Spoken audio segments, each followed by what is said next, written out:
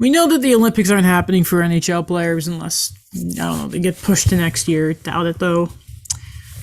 Connor McDavid sort of spoke on about it, it's disappointing and we need to have some sort of best-on-best tournament. Saying something, but still kind of being Connor McDavid and being nice and respectful. Then Brad Marchand put something out.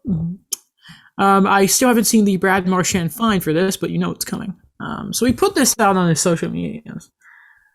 Quote, the NHL and NHLPA, he tagged them apparently, which is pretty funny, can change the rules of the CBA to add a taxi squad so that they don't miss any games and don't lose any money, which has already been agreed upon that the players will pay back in escrow until the owners are made whole from what they have lost during the pandemic, regardless of how many games are missed. Yet they can't do a taxi squad during the Olympics so they can honor the agreement they made so the NHL players can go. Please tell me that's not BS. And for all of you who want to pipe back about forfeiting pay while being gone, yeah, not a problem. Let the players make that choice. Isn't it interesting that like they keep throwing the escrow stuff in the owner's face? Are they not 50-50 partners? Like, what are we doing?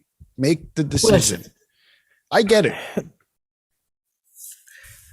Wasn't it not? Were there not reports that some players were, when they heard about possibly losing play, were like, I don't know if I want to go. And then there was the 3-week quarantine thing and players weren't sure if they wanted to go. And apparently, at least from what the league said, and reports were that the decision was in the players' hands.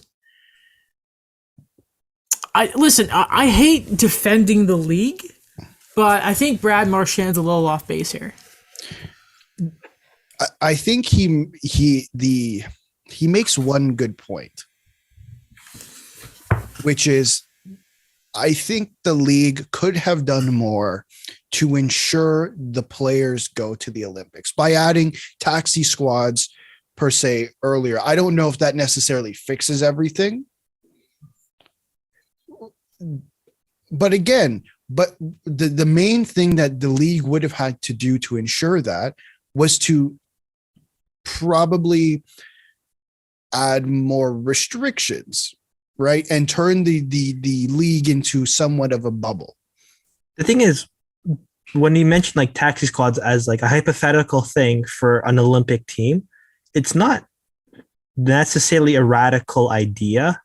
Because I'll use 2010 as an example, where they had a bunch of guys on reserve that in case of injury, you make the team. Like Jason Spezza, Jay Bolmeister, Jeff Carter, they were all on call on in case of injury throughout the tournament, you're added in.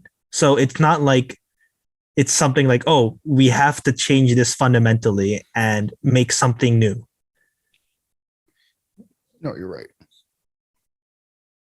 Oh, you're on mute now. Oh, I was muted. That's awkward. On top of that, taxi squads are back, by the way. There's some different rules to stop teams from pulling cap shenanigans. I don't understand why you couldn't have instituted this earlier in the year, but anyway, they're coming back. But quickly going back to the best on best stuff here. Alex, take it away, because I'm assuming you put this Greg Wyshynski stuff and you also have a proposal for a World Cup. So I'm happy to hear this. Yeah, I did put the Greg Wyshynski stuff. I'll go there first because I think it's related to what we're talking about. Last night, let me pull up this tweet real quick. Greg Wyshynski tweeted, Marchand makes an interesting point. Why does the league have to shut down for the winter games? Why aren't these players, quote, on loan like in soccer? And if they give up salary to supplement replacement players for a few weeks in February every 4 years, why doesn't NHL play on? And I know a lot of people have been talking about we're going to lose all our star players for 3 weeks. That's not my argument, actually. I think, you know what, that argument doesn't make a lot of sense because star players get injured every so often. So it's a hard argument to prove. My argument is, I don't think the salary cap is set up in a way for the league to do that, because the guys that would be on the taxi squad when you leave for 3 to 4 weeks are guys who are going to make $750,000 to about, let's say, $1.5 million. I think I'm being I'm being more than generous with extending it to $1.5 million. But the teams who are going to get the most affected by this are going to be the teams at the top, right? And it's an important time, February. It's leading up to the trade deadline where teams are going to make team-altering decisions potentially. Playoff races may be decided within that month. And to say that you're going to put a replacement level player in there, I don't think makes sense. I don't think any general manager, I don't think any director of hockey operations. Let's look at Kyle Dubas and Jeff Gordon as an example. Nick Suzuki's taken away. Brendan Gallagher is potentially taken away. Carey Price is potentially taken away in one of the most important times of the season. And you're going to replace them with guys making about $1 million. To add to that, it doesn't make sense. Like we saw Michael Frolik last year play zero. How many games did Michael Frolik play? Like less than 5. Yeah, less than 5. I think 3. Okay, I'm going to say 3, but I'm not too sure. How many guys are going to be willing to take more money and sit in the press box for most of the year and say, well, you're going to play regularly for 3 weeks when the players go away for the Olympics? I don't think any player would really be happy with that situation. And I don't think it's fair on the star players to now throw those guys under the bus, because every single time we have a discussion about the PA, it's always about, well, I mean, they're just kicking the issue down the line to the next generation. The Crosbys and the Malkins, well, they're kicking it down the line to the Matthews and the Marners. The Matthews and the Marners are kicking it down the line to the Bedards and the Shane Wrights, for example. Like, I don't think that idea would work. Frolik played 8 games, by the way. Okay, No, we were off. Yeah, I agree with I know people want it. Like, yeah, if they did a World Cup, I'd be like, cool. By the way, I don't care about it because it's not the Olympics. But yeah, and plus, not to mention the loan thing kind of seems creative, and creativity is not in the NHL's vocabulary. Yeah, but you You don't remember Team North America? No, that was sorry, that was not. That was atrocious. I remember people saying how good they are, but they never even, didn't win anything. Do you want to something hear? People love? Okay, I have a really creative proposal, which means the NHL won't do it. But if the NHL want to be front runners in growing the game, because the IIHF don't want to do that, and they can't work with the NHL along with the IOC. What if the NHL kind of took a stand and said, hey, talks to the other leagues around the world and does create a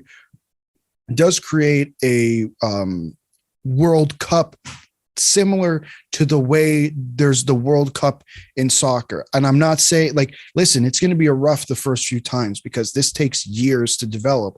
But if you have a tournament similar to the Olympics in terms of the players available to them, I think you have more chance of success because you can bring in guys from the SHL, you can bring in guys from the KHL or in Finland or wherever. And I think it gives you more opportunity for the game to grow, because who's watching the SHL, who's watching the KHL. It's not easily accessible in Canada, and I'm not entirely sure about the US, but I imagine it's somewhat similar. If the NHL took the stand and said, we're interested in creating a World Cup style tournament and players from across the world can join, I think that would genuinely do wonders for the sport. See, yeah, so it's almost like a crossover event extravaganza. Sure. So you basically it's kind of like you don't have the Olympic banner, but you at least have the actual best on best stuff in there. Exactly. Which I think that'd be cool. It's just, yeah, like you say, it's the NHL.